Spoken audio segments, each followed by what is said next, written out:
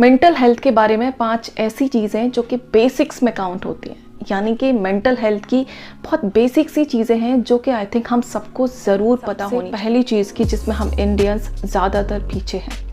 आज के टाइम में अगर हम देखें, हम मेंटल हेल्थ के बारे में बात तो कर रहे हैं, बट स्टिल ऐसे बहुत कम लोग हैं जिनको अगर कोई मेंटल इशू है, अगर कोई मेंटल प्रॉब्लम है, तो वो खुल के उसके बारे में डिस्कस नहीं कर सकते, क्योंकि स्टिल उनके माइंड में है कि मैं कैसे करूं, किसको करूं, मे बी लोग मुझे जज करेंगे, मे बी लोग मुझे पागल कहेंगे, क्योंकि आज भी mental health means mental problem माना जाता है, ना कि मेंटल वेलनेस।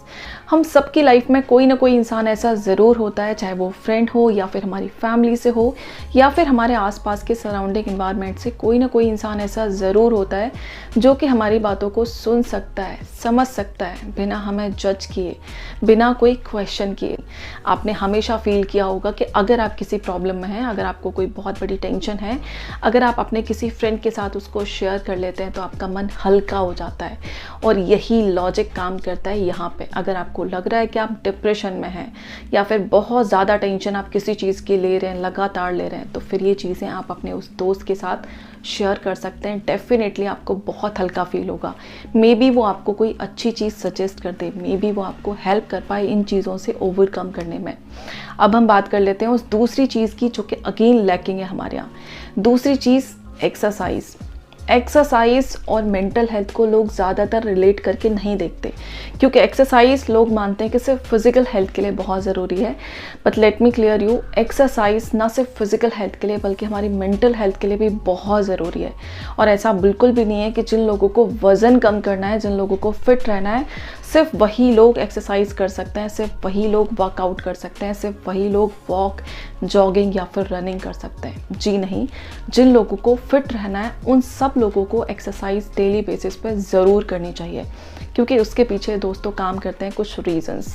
और उनमें सबसे बड़ा रीज़न है, जब भी हम एक्सरसाइज करते हैं, जब हमारी बॉडी मूवमेंट में होती है, तो हमारी बॉडी में फील गुड हार्मोन्स रिलीज़ होने लगते हैं, जिसकी वजह से हमें अच्छा फील होता है। सो मैं नहीं कहूँगी कि एक्सरसाइज करने से आपका डिप्रेशन कम हो जाएगा, आपकी टेंशन कम हो जाएगी, आपका स्ट्रेस लेवल बिल्कुल डाउन चला जाएगा, बट डेफिनेटली एक्सरसाइज करने के बाद आपको अच्छा फील होगा। एटलीस्ट कुछ टाइम के लिए आपको अच्छा। अगर हम साइंस की भाषा में इसको समझने की कोशिश करें, तो हम जब भी एक्सरसाइज करते हैं हमारी बॉडी में डोपामाइन के लेवल्स बढ़ने लगते हैं और कॉर्टिसोल के लेवल्स धीरे धीरे कम होने लगते हैं। कॉर्टिसोल जो हमारी बॉडी में स्ट्रेस क्रिएट करता है, जो टेंशन के लिए रिस्पॉन्सिबल है, वो हार्मोन, और डोपामाइन जो कि फील गुड हार्मोन है। सो इनके लेवल्स धीरे धीरे बढ़ते जाते हैं। एक चीज़ मैं यहाँ पे ज़रूर मेंशन करना चाहूँगी, अगर किसी इंसान को डिप्रेशन है तो उसके पीछे 2 रीज़न हो सकते हैं। एक तो होता है क्लिनिकल डिप्रेशन, यानी कि आपकी बॉडी में फील गुड हार्मोन प्रोड्यूस करने की कैपेसिटी नहीं होती, वो उनको प्रोड्यूस ही नहीं कर पाते। सो उन केसेस में आपके लेक्चर, आपका ज्ञान वहाँ पे उनके काम नहीं आने वाला,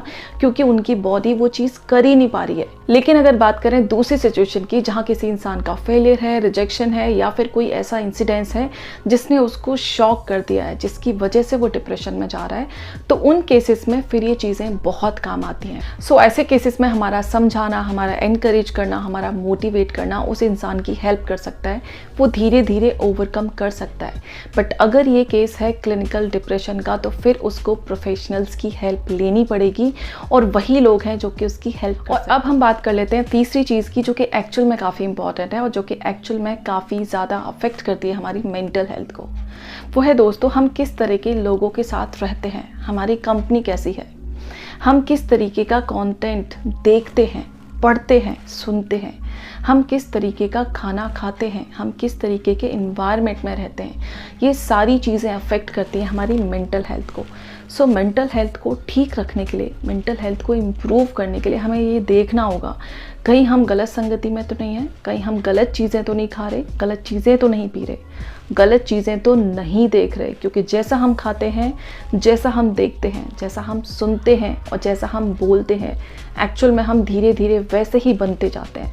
सो ये चीज़ों पे हमें काम करना होगा, और आज के आज इन चीज़ों को इम्प्रूव करना बहुत ज़रूरी है। और अब बात कर लेते हैं चौथी चीज़ की, जो कि आई होप हम में से ज़्यादातर लोगों को पता है, मेडिटेशन। हमें डेली बेसिस पे मेडिटेशन करना है। अगर हमें लग रहा है कि हमारे साथ कुछ तो अनयूजुअल हो रहा है, कुछ तो अलग हो रहा है जो कि नॉर्मल रूटीन में नहीं होता है, मेडिटेशन से मैं नहीं कहूँगी कि ये चीज़ें बिल्कुल सॉल्व हो जाएंगी, आपका डिप्रेशन बिल्कुल ख़त्म हो जाएगा, आपकी टेंशन बिल्कुल ख़त्म हो जाएगी, नहीं। बट इन चीज़ों को सॉल्व करने में आपको जो एनर्जी चाहिए, आपको जो फोकस चाहिए, आपको जो कंसंट्रेशन चाहिए, वो आपको ज़रूर मिल जाएगा। क्योंकि जब भी हम मेडिटेशन करते हैं हमारा माइंड स्टेबल हो जाता है, हम ज़्यादा फोकस कर पाते हैं, सो हमारा मेंटल स्टेमिना बढ़ जाता है। सो उससे क्या होगा, हमारी जो भी प्रॉब्लम्स हैं हम क्लियरली देख पाएंगे कि एक्चुअल में प्रॉब्लम है क्या, उसके कॉजेज़ क्या हैं और क्या उसके सॉल्यूशन है।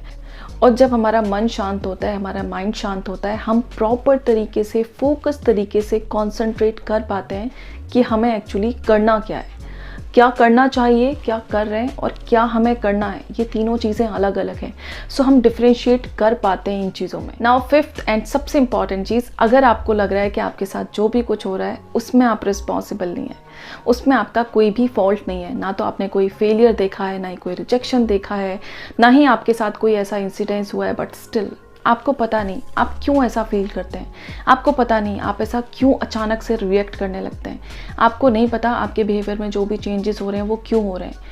अगर आपको उसका लॉजिक समझ नहीं आता, अगर आपको उसके कॉजेस समझ नहीं आते, अगर आपको लगता है कि कुछ चीज़ें तो हैं जो कि बिल्कुल अलग हो रही हैं, जो कि नॉर्मल रूटीन से बिल्कुल अलग हैं, और उसका रीज़न अगर आपको समझ में नहीं आ रहा है, देन फिर ये क्लिनिकल प्रॉब्लम हो सकती है। सो अब आपको किसी प्रोफेशनल के पास जाना चाहिए और उससे क्लियरली अपनी सारी प्रॉब्लम डिस्कस करनी चाहिए। उससे फिर हमें कुछ भी नहीं छिपाना है। आप जो भी बातें हैं, बिना ये सोचे कि वो मुझे जज करेगा, बिना ये सोचे कि वो मुझे क्या सोचेगा, क्या बोलेगा, कुछ नहीं सोचना है। आपको सिंपली अपनी सारी बातें, मन की सारी चीज़ें निकाल के वहाँ पर रख देनी है। वो फिर आपकी अच्छे से हेल्प, जब आप प्रॉपर केयर करेंगे, जब आप प्रॉपर मेडिकेशन लेंगे, जब आप प्रॉपर ट्रीटमेंट लेंगे, तो डेफिनेटली आप ठीक हो जाएंगे।